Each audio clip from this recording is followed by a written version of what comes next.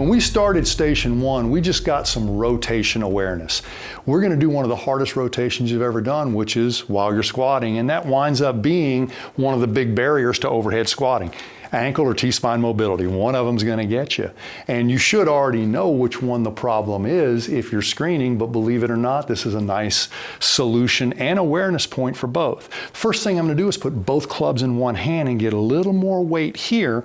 And I'm not just going to squat normally, I'm going to really get abducted and externally rotated here simply because I'm going to do this little swing. Since I'm going into aggressive rotation and extension here, I'm going to use my inhale as I'm going down into the bottom and throwing the Indian clubs up. As I pull these down and straighten up, I'm going to exhale and do it again.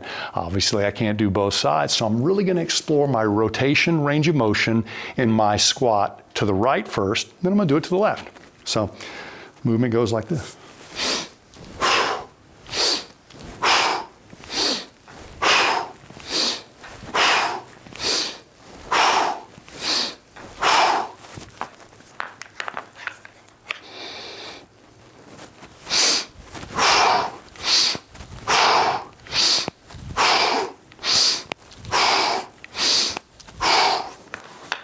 Awesome. Really interesting. Looking forward to trying this one. Might make some noises. I did the first time I tried. So we'll go wider and we'll find that wide squat. Okay. And then this is the movement. Yeah, and believe it or not, don't go aggressively deep the first time. Believe it or not, once the momentum of the clubs gets fluid, you will actually drop deeper than you will comfortably without them. The harder you pull them down, the better you stand up. The better you throw them up, the easier you go down.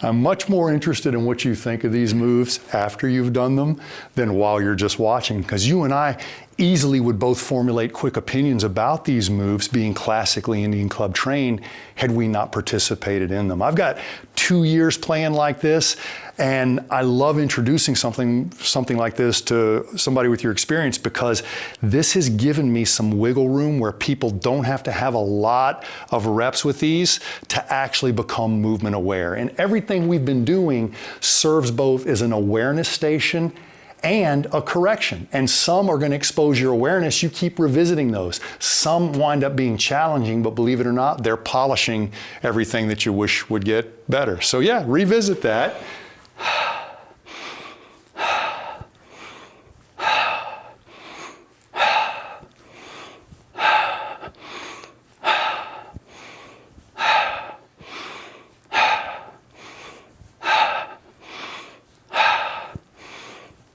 Still a little to clean up on the right, but I can't believe how much better I'm turning to the left, and how good it feels to come back to that move to, as you said, dump that tension. You went from almost a balance loss to a hiccup.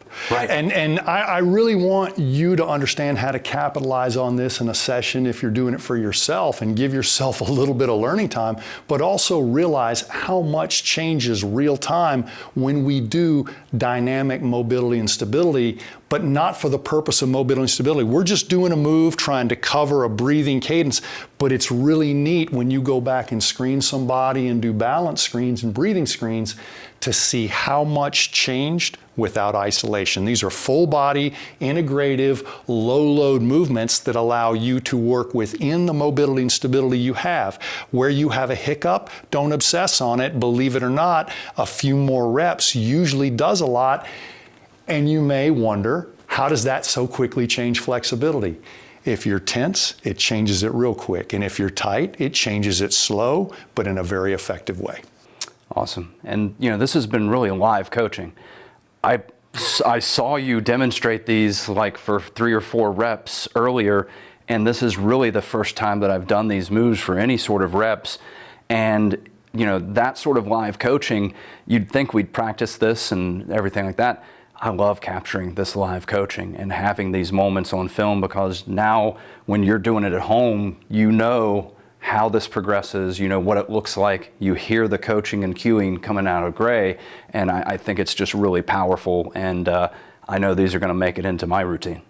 I've used these with NFL quarterbacks, junior high baseball players, and almost everybody who's been through a wellness situation that has enough upper body motion to do this, but maybe even some balance challenges. And it's been really rewarding to keep their mind on this and watch their balance become automatic instead of posed or practiced. Awesome.